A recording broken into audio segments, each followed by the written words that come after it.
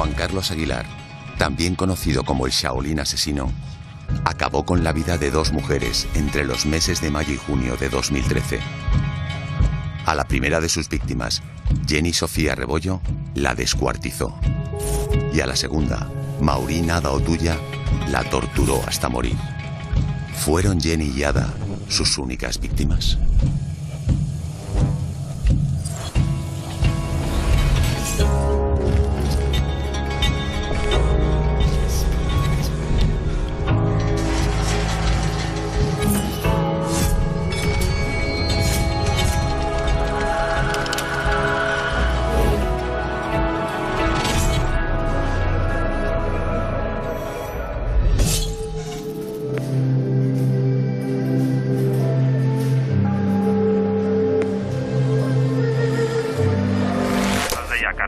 Buenas tardes, sí. Emergencias 112. Sí, veo a una chica que está pidiendo ayuda y no puede salir y no para de gritar. Tranquila, señora, no se preocupe. Dígame dónde está usted y dónde está la joven. Está en la acera de enfrente y sigue gritando. Pero dígame en qué calle. Máximo Aguirre. ¿A qué altura? ¿Puede decirme el número? En el 12. Sí, el 12. Y la chica no puede salir y ahora veo a una persona que la está agarrando por detrás. La está cogiendo, le está tapando la boca.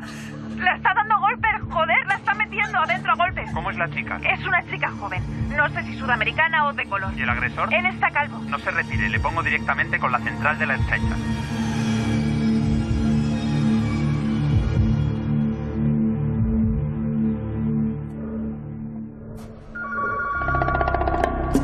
El día 2 de junio del año 2013, a las 15:40 horas, se recibe una llamada. Una ciudadana nos requería la presencia policial en la calle Máximo Aguirre, en el número 12. Había visto a una joven que desde dentro de ese inmueble, a través de las rejas, estaba pidiendo auxilio. Y también observa como un varón blanco y calvo la agarra y la empuja hacia la oscuridad.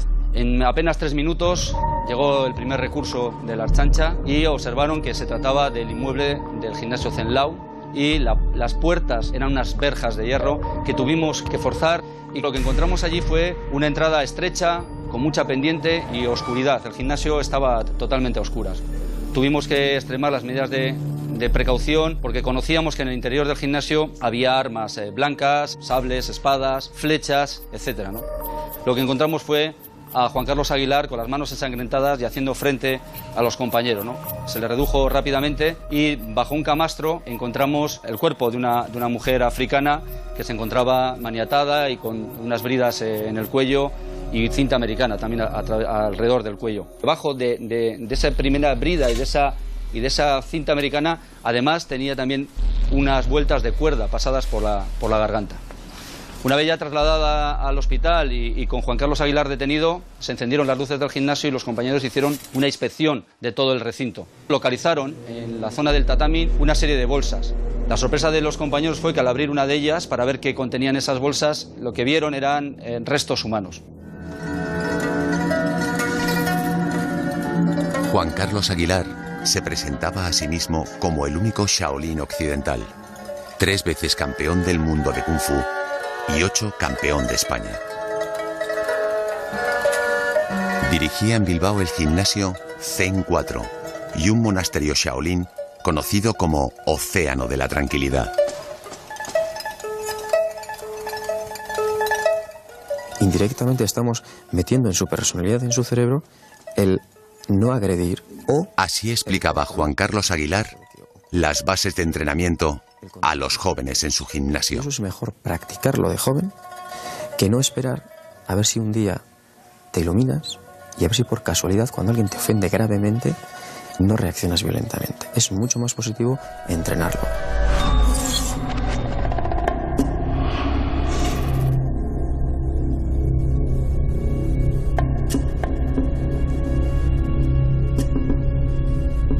El escenario ante el que nos encontrábamos era un escenario macabro, sorprendente, ¿no? Teníamos diferentes bolsas con restos humanos y no sabíamos si todos los restos pertenecían a la misma víctima o podríamos estar ante varias víctimas. Los compañeros de Policía Científica iniciaron la inspección ocular técnico-policial. Este es el escenario donde descuartizó su primera víctima y esta es la silueta donde nos marca donde localizamos el cadáver. Entonces los de la científica procedimos a realizar la inspección ocular, levantamos el tatami, no observamos ninguna evidencia más y lo que recogimos son las muestras de sangre localizadas en el baño. Y durante ese proceso se notó un olor extraño que procedía, que emanaba del sobretecho que daba justo encima de las duchas que estaban reservadas para el personal. Allí existía una trampilla, esa trampilla la abrimos y lo que encontramos fue una bolsa de basura anudada y al abrirla en su interior lo que había era un trozo de una cadera. En este caso tenemos una serie de evidencias que son unos plásticos y lo que tenemos que hacer es identificar qué individuo ha manejado el mismo, ¿no? Sobre un componente, digamos, claro, como es en este caso el plástico, lo que tenemos que hacer para que exista más contraste procede a la subtinción. El elemento para que exista contraste sobre esta superficie pues es la violeta genciana. Lo que hacemos es impregnarla unos 10 segundos y ya queda reflejada sobre un color púrpura esa huella. Al día siguiente inspeccionamos su domicilio. Juan Carlos Aguilar no quiso comparecer, pero sí su abogada. La casa estaba desordenada y su habitación era peculiar. Encontramos diferentes consoladores, encontramos bastante cantidad de preservativos y también encontramos algo más. Encontramos abundante material informático, discos duros, tarjetas, cámaras de vídeo, cámaras de fotos.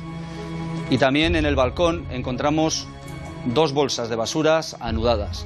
Allí en el balcón de la casa los agentes encontraron una mano y una prótesis mamaria igual que las que tenía en el gimnasio.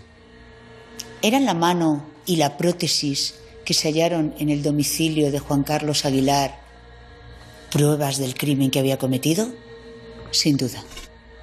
¿Las tenía ahí para deshacerse de forma más eficaz de ellas? Es probable. Lo que no hemos podido dilucidar es si eran o no los trofeos propios de un cazador. Es indudable que Juan Carlos Aguilar era un fetichista y da la sensación de que tenía una especial afición por coleccionar trofeos de guerra. Pero no debemos de desdeñar otra posibilidad. En pueblos del pasado, como los aztecas, los mayas, los celtas, existía pues una forma de actuar cuando tú vencías al enemigo, porque a pesar de ser enemigo, tenía virtudes, tenía bondades. ¿Cómo nos podíamos hacer con ellas? Pues llevándonos un trozo de su cuerpo. Generalmente era la cabeza, pero se daban también a la colección de este tipo de objetos. Si profundizamos en el hinduismo tántrico, nos encontramos con un cráneo copa, es decir, es un trofeo. Estamos hablando de la kapala. Normalmente, en lo que es el casquete del cráneo, se suele modelar algún tipo de figura relacionada con dioses o incluso con demonios del panteón budista. Es muy habitual que encontremos a Kasharapani. Kasharapani no es ni más ni menos que el aliento del Buda. Estamos hablando quizás de esa parte más poderosa, más relacionada con la guerra y con el mal. Hay una estatua que representa precisamente a este personaje. Estamos hablando de un semidios, semidemonio. ¿Dónde la encontramos? Pues precisamente en el templo de Shaolin.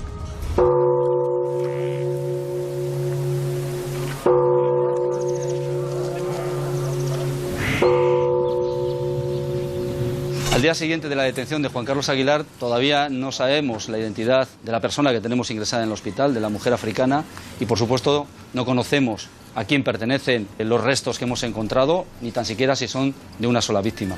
Por lo tanto, lo que hacemos el equipo de investigación es intentar localizar y conocer los movimientos de Juan Carlos Aguilar ese día 2 de junio.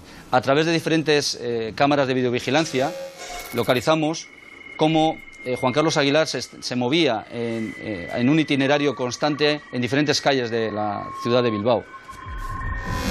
La zona de caza de Juan Carlos Aguilar se encuentra en un entorno muy conocido para él, ya que su gimnasio y su vivienda se encuentran todo en un entorno de 150 metros.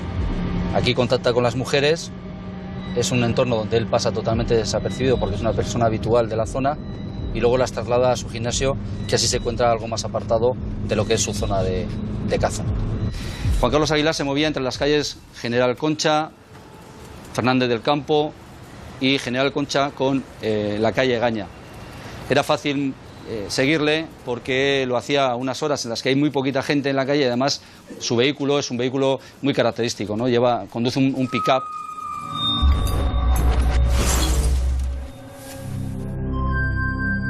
La víctima del 2 de junio era Maureen Ada Otuya, de 29 años, nigeriana.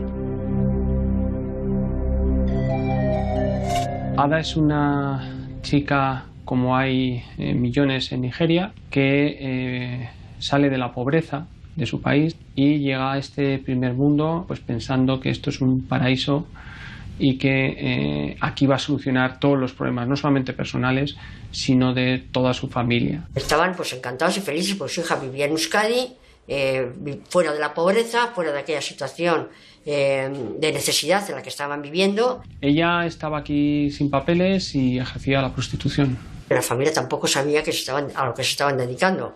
Es una familia muy pobre, extremadamente pobre. La hija les mandaba dinero todos los meses. Sobrevivía de los pocos euros que le mandaba su hija desde aquí. Perder eso, perder una hija, luego perder ese sustento económico, pues suponía pues un triple asesinato para ellos. Maurín Ada Otuya falleció en el hospital de Basurto después de permanecer varios días en coma.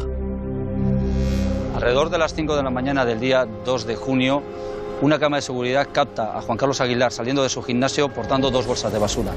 Se ve cómo monta en su vehículo y inicia la marcha en dirección a la ría de Bilbao. Otra cámara de seguridad lo capta estacionando su vehículo. Se desciende del mismo, saca las 2 bolsas de basura y se dirige hacia la pasarela de Rupe. Regresa al vehículo sin las bolsas. Nuestra teoría es que se está deshaciendo poco a poco de los restos de Jenny. 3 días después de la detención de Aguilar, recorrimos las rías con los buzos, pero no encontramos ninguna parte del cuerpo debido a las fuertes corrientes que había en la ría. Juan Carlos Aguilar, esa madrugada del 2 de junio, había decidido deshacerse de los restos de su víctima, bien por el olor, bien por otra circunstancia, y los había decidido ir tirando poco a poco, pero no de todos. Algunos tenía guardados, como era los que encontramos en su domicilio o los que se encontraban en el altillo del gimnasio, ¿no? Parece extraño que ninguno de los alumnos que se encontraban en el gimnasio después de su primer asesinato se dieran cuenta de nada, sobre todo valorando que Juan Carlos había descuartizado a su primera víctima y se iba deshaciendo de su cuerpo poco a poco, de manera que fue capaz de reingresar en su vida normal y seguir impartiendo clases cuando todavía en el lugar había trozos de su primera víctima. Con las huellas y el implante mamario, a falta de la identificación del ADN, nos pusimos manos a la obra de cara a identificar la primera víctima. La identificación de la mano que ocupamos en la vivienda, hay que hacer una necroreseña, proceder a su entintado. Pero antes que el entintado lo que tenemos que hacer es su enjabonado, es decir, para limpiar. Asimismo, limpiar con el alcohol por si ha quedado algún tipo de impurezas. Posteriormente procedemos al entintado del mismo para cotejar con la base de datos de cara a la posibilidad de la identificación de la víctima. El otro procedimiento que en este caso también tenemos, que es las prótesis mamarias, vienen de fábrica con un número de serie que nos identifica la marca y el modelo y las características propias de la prótesis. Los datos coincidían con una mujer que la teníamos fichada por una causa menor, cuya identidad era Jenny Sofía Rebollo. Jenny Sofía Rebollo era colombiana, tenía 40 años y fue la primera víctima de Juan Carlos Aguilar. Ella era una persona trabajadora como todos los que venimos a este país a buscarnos la vida. Ella siempre estuvo buscando trabajo de peluquera, trabajó en algunos sitios, montó su peluquería, era una chica normal, súper bien, muy expresiva, muy compañera, muy amiga. El reto del equipo de investigación era conocer en qué momento Juan Carlos contactó con Jenny, ya que no había denuncia de desaparición. Localizamos que el último momento en el que se le ve con vida a Jenny es un fotograma localizado en la peluquería donde ella trabajaba el día 24. Vino a hablar con nosotros y que, mira, que necesito trabajo, que estoy buscando trabajo, llevo mucho tiempo sin trabajo. Un rato se marchó, ya no supe más de ella. Esto fue un día antes de que ya se desapareciera. Bueno, 24 de mayo de 2003. Yo te digo, yo la vi 15 días antes y sí me acuerdo que estaba en búsqueda de trabajo, que igual le salía algo, eso sí me dijo, que estaba esperando un trabajo que le iba a salir. Yo le dije, pero masajista, Jenny, ¿qué te pasa? Y me dice, no, pues mira, un chico muy majo, ahora a las 7 voy a la entrevista, a las 10 voy a la entrevista. Y yo, pero a las 10 de la noche una entrevista, Jenny, pon mucho cuidado. Igual sería eso, igual sería la verdad, de que este hombre le había ofrecido trabajo. O sea, fue premeditado, las buscó premeditadamente, pero a todas ellas, prometiéndoles trabajo en el gimnasio. Las mujeres explicaban. Les decía, oye, ven a mi gimnasio que necesito alguien para recoger las toallas, a cada una le las llevaba allí, las mujeres creían de verdad que les iba a dar un trabajo, con lo cual salían de la prostitución para trabajar decentemente, y resulta que lo que las llevaba es para violarlas, torturarlas, dominarlas.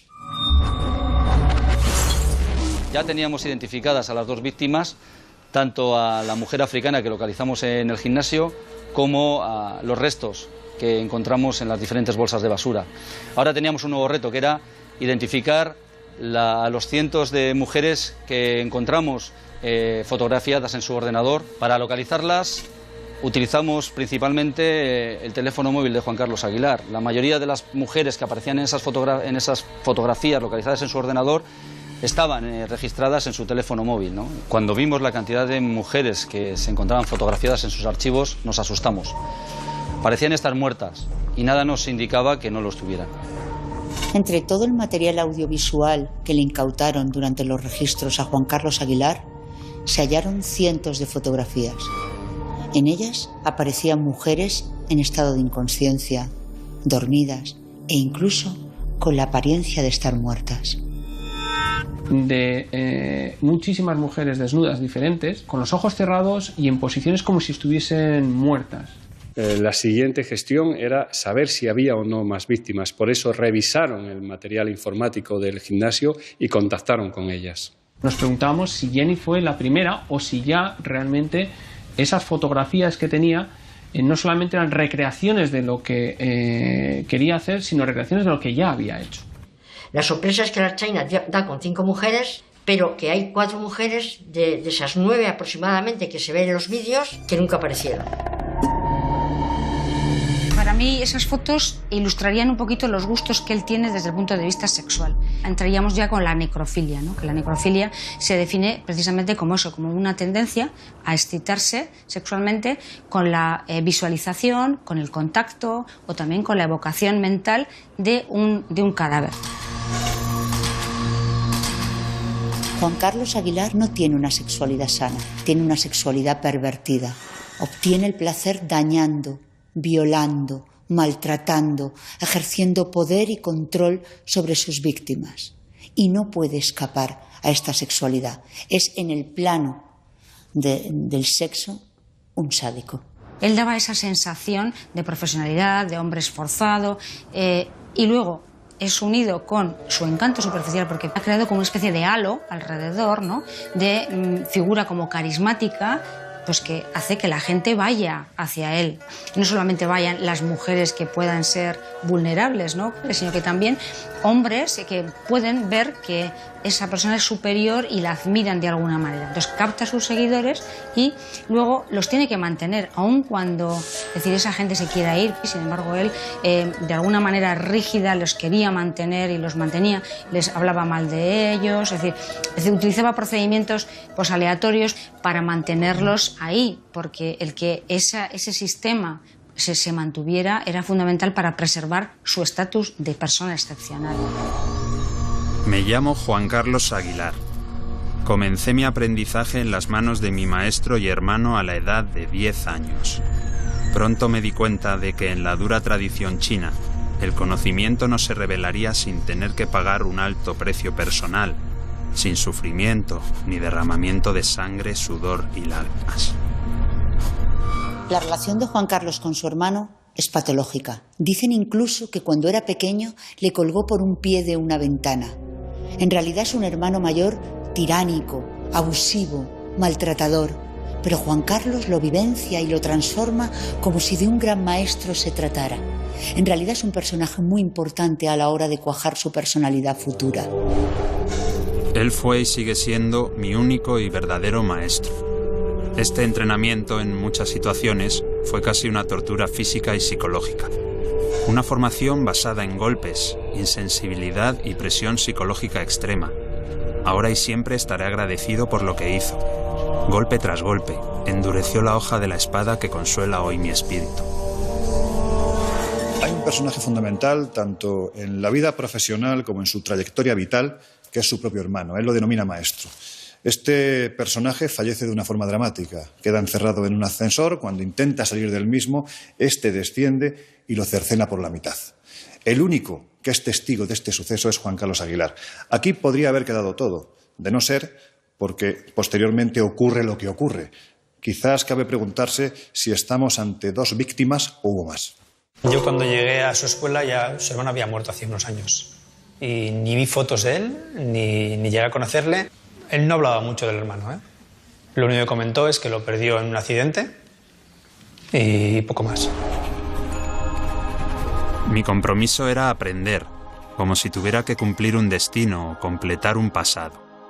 Todo lo que sufrí me hizo levantar los ojos hacia el sueño de un campo de batalla más grande, más distante, más desafiante.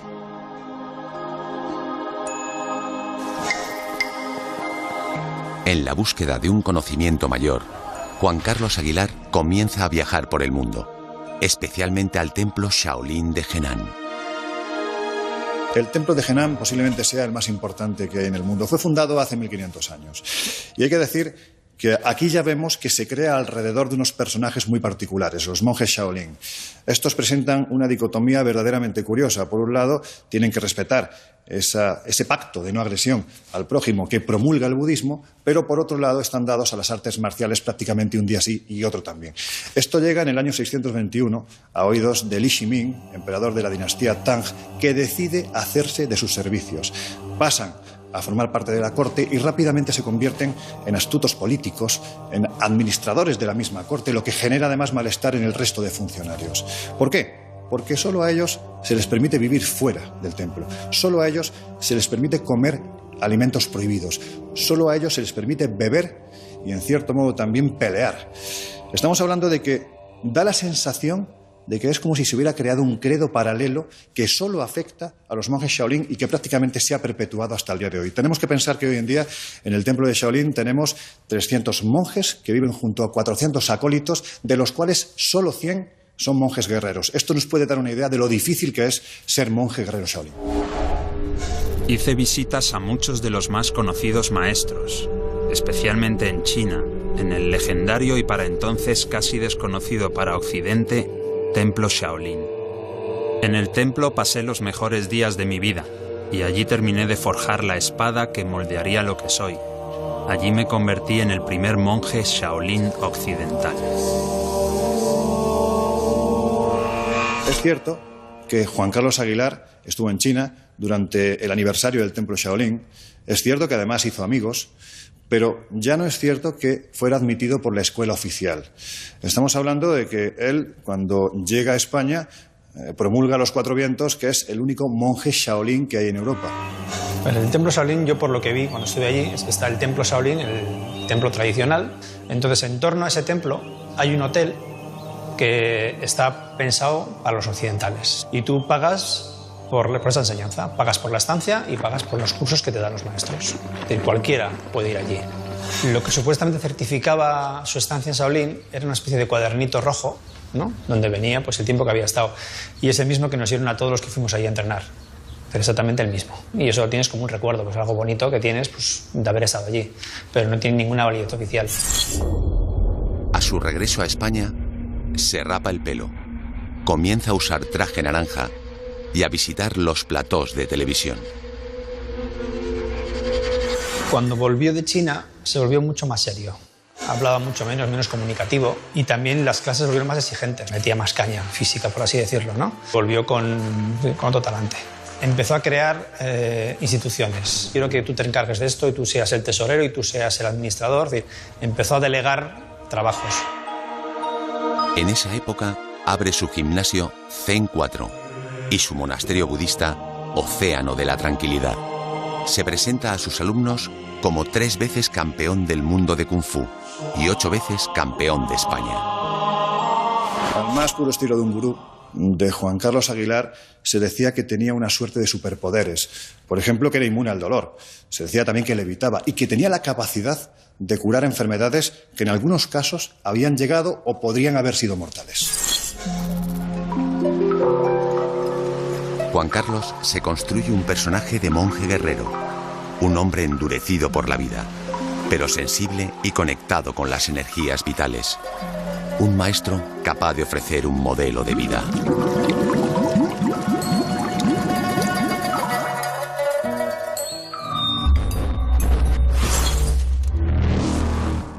Caterín, María, Begoña, Cristina. La lista era interminable. Una a una las fuimos localizando y a muchas de ellas las llegamos a tomar incluso declaración.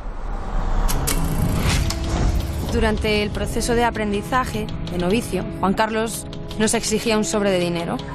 Por ejemplo, a Maite le pidió entre 500 y 1.000 euros. Exigía además que fuéramos obedientes hacia él. Todos le considerábamos el gurú. Cuando algún alumno no le hacía caso o él pensaba que se salía de su línea, le echaba del gimnasio. Yo creo que se podría llamar secta porque tiene unas características propias de las sectas. Por ejemplo, él tenía gente que trabajaba para él, dando clases, poniendo carteles, limpiando el centro, etc. Todo ese tipo de cosas él las hacía. Y además te hacía ver como que limpiando el centro, ¿no? Él te hace un favor, te permite a ti, pues un poquito como las sectas, ¿no? Te da a ti el privilegio de ser tú el que limpies el centro. O el privilegio de ser tú el que pongas los carteles, ¿no? O el privilegio de ser tú el que des la clase, ¿no? Es decir, la sensación que te queda a ti es esa, ¿no? Que, fíjate, a mí me ha elegido el maestro a mí para que yo limpie el centro, ¿no? Bueno, es uno de los rasgos más característicos de lo que se denominan psicópatas. El encanto ese superficial. Es decir, se puede mantener durante una temporadita, muy corta, porque cuando la relación personal te exige una reciprocidad, él ya no la va a dar, porque él no tiene empatía, él no va a escuchar, no le parecen interesantes, porque solo piensa en sí mismo. Entonces, esa relación se mantiene en la medida en la que a él le interesa. Él explota, él manipula, él mantiene en la medida que le interesa, obteniendo un beneficio personal. Juan Carlos había sufrido mucho. Situaciones dramáticas, accidentes. Estaba dolorido. Yo le hacía masajes. Conmigo nunca empleó la violencia. Aunque en alguna ocasión se le iba la olla. Me agarraba y me apretaba el cuello. Y tenía que decirle que parase. No solo te podía dejar sin conocimiento, te podía anular los sentidos. Era una técnica Qigong que combinaba la inconsciencia con la anulación de los sentidos y que al parecer algunos monjes utilizaban para violar a mujeres. Según el hinduismo tántrico, cada ser vivo, por el mero hecho de estar vivo, tiene una energía particular en su interior. Esta energía es conocida como chi. Por eso el Qigong está destinado ¿a qué? Pues a intentar controlar mediante la respiración, mediante una serie de movimientos, también mediante la mente, precisamente esta energía. Por tanto, podemos decir que no tiene nada que ver con intentos de violación de mujeres o de anulación de sentidos, aunque esto segundo sí se podría hacer. Realmente hoy en día en China el Qigong se utiliza como una forma de curar y de sanar algunas enfermedades. Y si nos vamos al hinduismo tántrico más profundo, sería una de las vías para alcanzar la iluminación. En una ocasión, al poco de iniciar la relación, Juan Carlos propuso matar a mi marido. Dijo que podía ir a pie hasta Alemania, con el fin de no dejar rastro. Lo mataría y se desharía del cadáver descuartizándolo en la bañera y lo echaría en cloro para hacer desaparecer el cuerpo. Al principio no lo creí, pero volví a repetirlo y me asusté.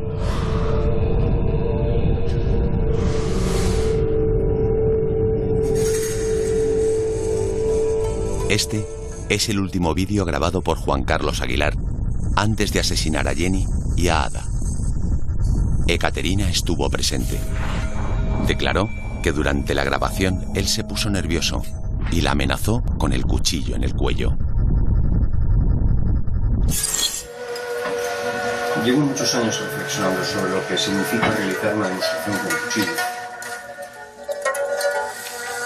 El enrojecimiento que es fruto del entrenamiento, el acostumbrarse al dolor, a la presión, a los cortes, a los accidentes, esos años de sensibilidad, de entrenamiento, para conseguir que un objeto de ese tipo no dañe en exceso, mediante años de precisión, de entrenamiento, de adiestramiento, todos esos años de entrenamiento que hace que la sensibilidad sea precisa para obtener un movimiento limpio, delicado, para no tener miedo al objeto, para poder fundirse e integrarse con él, casi bailando entre los dedos, de una manera armoniosa, sin perder eficacia. Creo que esa es la esencia de un guerrero. Juan Carlos es un depredador y necesita víctimas vulnerables. Un factor victimógeno, es decir, aquel que favorece la posibilidad de que alguien se convierta en víctima, es el estado emocional de un sujeto. Pues bien, Juan Carlos busca a mujeres con un estado emocional muy concreto. Han de estar tristes, desoladas, necesitadas, y es aquí donde tiene un especial campo de caza. De hecho, las mujeres a las que consigue hacer adeptas son siempre mujeres que necesitan un especial apoyo emocional. Juan Carlos sabe qué decirlas, cómo tratarlas, cómo cubrir esas necesidades que manifiestan de un modo palmario. Me gustan los santos. Me gustan las vírgenes, los santos, los budas, todo. Pero a ella como le limpian el alma, no sé qué. A ella le ponen unas velas ya y ya entra en trance, parece ser. Pero le gustan las velas encendidas y esas cosas. Pues dijo que tenía pensado hacer un ritual. No cobrarme a mí, porque decía que estaba enamorado. Lo que tenía una luz china, que tenía que buscar a 2 putas para hacer el ritual y ahí tenía que matar a 2 putas. Yo, sin que se ven nada de nada. Eva es su adepta favorita. Es una mujer especialmente vulnerable. Tiene importantes secuelas físicas y psíquicas derivadas de un ictus que padeció. La trata de forma violenta, vejatoria, degradante, humillante, probablemente ensayando cómo tratará en el futuro a sus víctimas. Eva Gómez sufrió un ictus a los 28 años que le dejó secuelas físicas y en la voz. Fue pareja de Juan Carlos Aguilar durante 16 años y en paralelo mantenía una relación con Juan Tomás, su actual pareja. Nada igual lo que haya vivido por él su vida. A mí, como me trata bien, yo ya me conformo, no quiero nada más. Importa que no le hagan daño, claro, eso sí. Cuando se cae, enseguida voy a levantarla. Me intereso por ella. Porque como a mí me ha tratado bien, pues yo intento ayudar lo que puedo. Mira, yo me quedo aquí. No, que a mí estoy grabándome. Porque mi hija, mi familia. No quiere salir en la tele. No tiene ganas de protagonismo. No quiere que sepan de ella los vecinos. Dormía en la habitación y estaba el póster de... Pues siempre allí, el póster de Shaolin. Pues yo pensaba que era, pues, como esto de circo, pero que no era un personaje como real. Porque yo iba al cine y ahí Shaolin me cogió él y me sorprendió en la escalera, bajando la escalera. Me tocó el pelo, me pegó un susto de muerte. Entonces me agarró y me dijo, y tranquila, que no me iba a hacer nada. Me tocó el pelo porque el que le gustaba que me fuera muy pronto. Y ahí empezó a darme el teléfono para que no sabía. Y me llamó. Antes que conocerla yo, me parece. No sé, un par de años, no sé cuánto, un par de años. Antes de conocerme a mí ya se veían ya. Hasta que se enteró de que era un asesino. Me llenaban, paseaba. Oye, me despertaba bien. Y bueno, cada yo le entraba por aquí y le salía por allá. Pero bueno, yo me estaba contándole mis cosas, mis poemas, lo que me había pasado. Luego ya, igual yo iba sola por mi lado, a mí me paraban vida y hasta un partido me seguía con el coche. Ya me llamaba con el muro, ¿qué haces ahí? Y yo, pero ¿qué pasa? Es que no puedo mirar yo. Aquí ropa como todo el mundo. Y me llamaba, él me llamaría para putearme, ¿no? Y que pues a ella le hacía gemir como si estaría haciendo el amor. Cuando me hacía eso, se le ponía aquí como una vena, con los ojos así, como un descosido rojo. Y luego me empezó a camelar. Me regaló una faldita corta con un corpiño.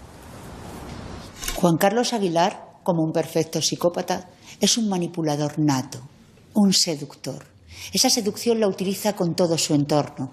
Sabe qué decirle a las mujeres, a los alumnos, a su entorno. Es el gran maestro, el gran amante, el gran hombre. Y en realidad no es grande en nada. Juan Juan Carlos Aguilar era una persona que intentaba de alguna manera transmitir autocontrol, seguridad, dominio de lo que se traía entre manos, ¿no? Y esa apariencia lo que conseguía es que la gente se enganchara de él, independientemente de lo que dijera. Es decir, no era tan relevante las cosas que te decía, sino el cómo te las decía. O sea que a medida que lo ibas conociendo, pues veías que no siempre era así, que había otros elementos dentro de su personalidad que no eran tan sugerentes, ¿no? Yo creo que son muchos componentes, una personalidad compleja. Y luego también el componente narcisista, yo creo que estaba muy presente. Es decir, todo en su escuela, en su página web, en su publicidad, era un alarde de su persona. Eran fotos de él, de todas las poses habidas y por haber, saltando, golpeando, meditando, es decir, todo era él. Bueno, pues desde el punto de vista psiquiátrico, las mentiras le sirven para superar sus deficiencias.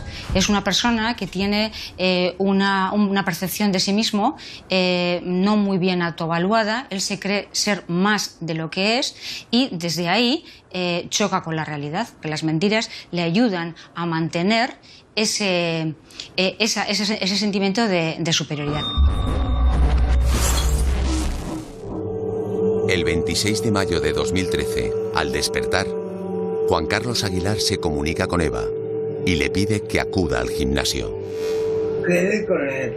El viernes estuve con él. Cogí y me dijo, vos, mira, te voy a hacer unas fotos. Te voy a colocar una venda. Y digo, ¿qué? Te voy a hacer unas fotos. Y tienes que estar con la venda y no ver nada. Me dijo, espera un minuto, un segundo. Yo creo que voy a la foto.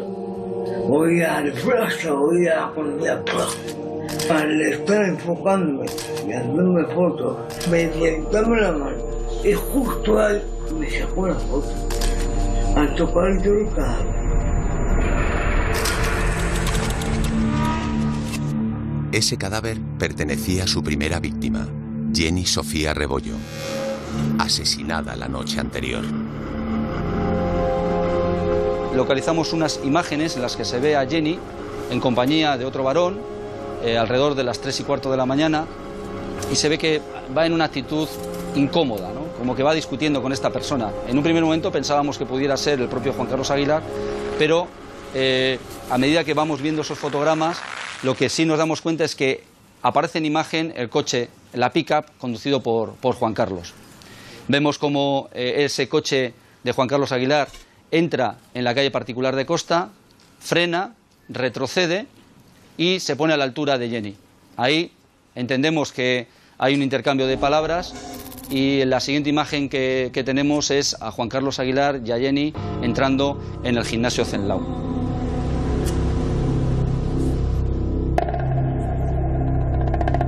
Es que esa zona la frecuentamos todos.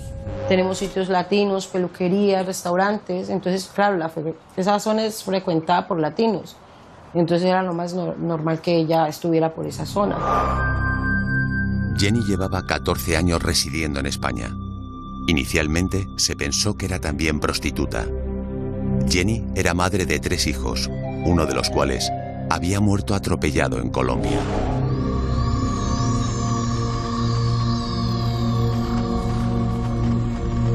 Una vez dentro del gimnasio, Juan Carlos inicia un juego sexual con Jenny hasta dejarla inconsciente.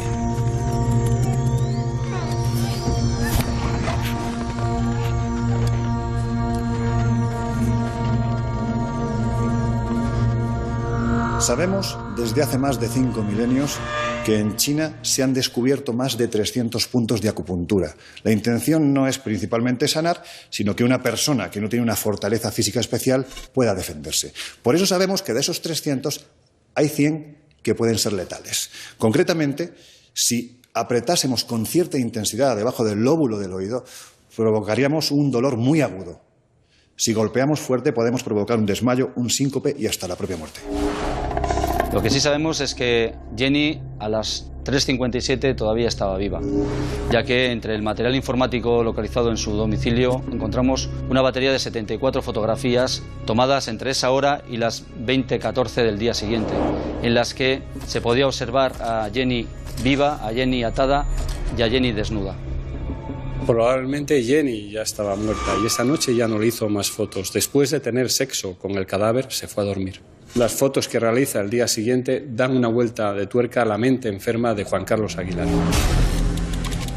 Sé que le sacó la foto, que le sacó con el antifaz ese, eso sí lo sé, y que estuvo tocando los cadáveres. Fotografía a Eva cerca del cuerpo, en un acto de fetichismo, de poder, de control. Una adepta al lado de una víctima. Existe la posibilidad de que Jenny permaneciera con vida cuando Juan Carlos empezó a descuartizar su cuerpo. El testimonio de Eva a este respecto, en relación a los gritos que escuchó, permitirían avalar esta terrible tesis, que por otra parte encajaría perfectamente en esa personalidad sádica que muestra sin ninguna fisura Juan Carlos, en un acto de crueldad última, empezar a desmembrar el cuerpo de su víctima aun cuando ésta estuviera con vida. Seguramente Juan Carlos Aguilar empezó a descuartizar a Jenny mientras Eva estaba en el gimnasio. Nuestra hipótesis es que Juan Carlos Aguilar mató a Jenny en la madrugada del día 25. La trasladó hasta el gimnasio con esa intención, llevando así a cabo el plan que días anteriores había manifestado a Eva. La mató, hizo la secuencia de fotos con Eva y esta escuchó cómo Juan Carlos Aguilar comenzaba a descuartizarla, acción que continuó durante las semanas siguientes en aquellos momentos en los que no había nadie en el gimnasio. Y se sospecha que incluso intentó deshacerse de alguno de los restos quemándolos en el interior del gimnasio, ya que hay un aviso a los bomberos por un fuerte olor y humo saliendo de ese inmueble, concretamente de la zona del gimnasio. Los bomberos realizaron una inspección del inmueble no encontrando ningún resto de ningún incendio. El día 2 de junio, Juan Carlos Aguilar continúa deshaciéndose de restos de Jenny. Tras tirar varias bolsas a la ría de Bilbao, decide salir de caza, contacta con Ada y la lleva a su gimnasio. Antes de esto, lo había intentado con otra mujer de raza negra, a la que no llegó a convencer para que montara en su vehículo. Posiblemente salvó su vida. A escasos 100 metros, Juan Carlos Aguilar contacta con Ada. La sube a su vehículo y se dirigen juntos hasta el gimnasio. Allí la mantiene maniatada hasta las 15:16, momento en el que Juan Carlos Aguilar se entretiene enviando unas fotos y un vídeo a través de la aplicación WhatsApp a una de sus amantes.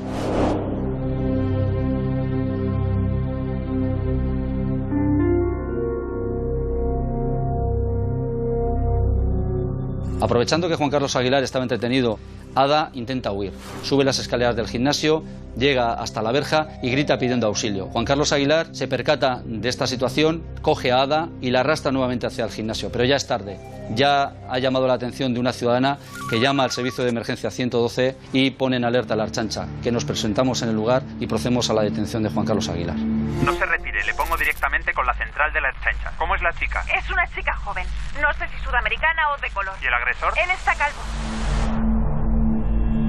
Entonces, cuando saltó la noticia, bueno, Eva tampoco me dijo nada y resulta que llama a la Archaina y tenían una foto que estaba Eva con el antifaz ese y tocando unos cadáveres.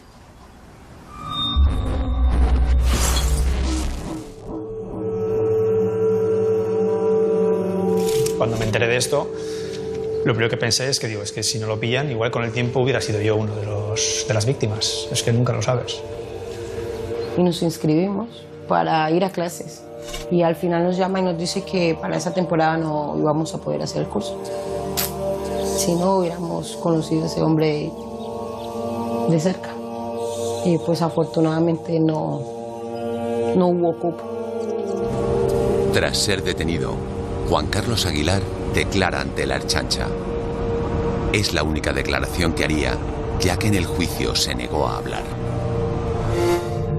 No recuerdo exactamente la hora en que salí a la calle. Me monté en el coche y cuando me dirigía por la calle particular Costa, se dirigió a mí una mujer joven de raza blanca. Yo la esquivé y me dirigí al garaje, pero al salir volví a ver a esta mujer observando cómo algún hombre la estaba molestando. Esta mujer abrió la puerta y me pidió ayuda y que la dejara subir. Una vez dentro, me dirigí al Centro de Artes Marciales de mi propiedad, en la calle Máximo Aguirre. Y una vez en el interior, esta mujer empezó a desvariar, a preguntarme si era millonario, comenzando a coger cosas, queriéndose apropiar de ellas. Esta persona se encontraba mal de la cabeza No pude soportarlo más y la golpeé con un ataque de ira descontrolado. Me dolía la cabeza y no veía bien, seguramente provocado por el tumor que padezco en la cabeza. Como consecuencia del tumor, no recuerdo nada desde los 17 años. Años antes, Juan Carlos sufrió un mareo al subir una montaña. Le hicieron pruebas y le diagnosticaron un quiste en el cerebro. Un quiste subaracnoideo es una colección, vamos a decir, de líquido que aparece entre el cerebro y una de las cubiertas que tiene el cerebro. El tipo de síntomas que produce ese tipo de quiste al comprimir el sistema nervioso es una sintomatología que podemos llamar neurológica, como pueden ser convulsiones, como pueden ser alteraciones auditivas, alteraciones visuales, pero no alteraciones de la conducta. Al ver que estaba muerta, decidí deshacerme de ella, utilizando unos cuchillos de cocina con los que había realizado anteriormente una exhibición. No recuerdo nada de lo que pasó posteriormente. Llevo 4 meses sin poder dormir, viniéndome continuamente imágenes pasadas.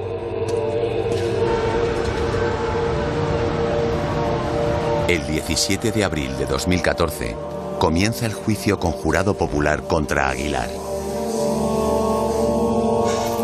En las acusaciones han desaparecido los cargos por violencia de género, secuestro y lesiones. Al estarle molestando a esta persona, se subió Jenny a su coche y se fueron los dos juntos al gimnasio. Así es. Dejó constancia gráfica de lo que hizo la primera de sus víctimas, Jenny Sofía Rebollo. Atarla, desnudarla e inmovilizarla desde un principio, desde el momento en el que entró en el gimnasio. Una vez dentro del gimnasio, ¿le golpeó en la cara y en el cuerpo? Sí.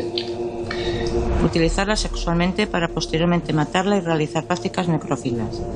¿Le agredió usted con puñetazos y con patadas? Así es.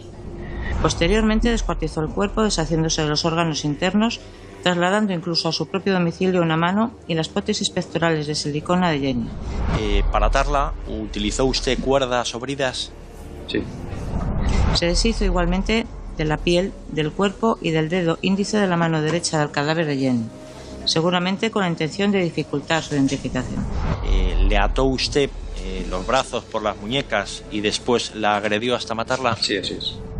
Después de la violación había seguido estando atada, provocando su aseguramiento, dando ello la libertad necesaria de movimiento a Juan Carlos para descuartizar y preparar las bolsas con los restos de Jenny Sofía Rebollo e incluso realizar vídeos para enviarlos como mensaje telefónico WhatsApp a Ana Plaza. Ese mismo día y en los días posteriores diseccionó usted el cuerpo, es decir, lo cortó. Sí. Por todo lo expuesto en el presente documento, Juan Carlos, tras una semana de haber tenido el cadáver de Jenny a su merced, ante la putrefacción que empieza a presentar, decide deshacerse de él y sustituirlo por otro. ¿Y guardó partes del cuerpo y el resto se deshizo de él? Sí, reconozco todos los hechos. Todas las evidencias encontradas, tal y como ha quedado expuesto, permite predecir que Juan Carlos iba a obrar con Ada Otuya de la misma forma que lo hizo con Jenny Sofía Rebollo. Reconozco todos los hechos.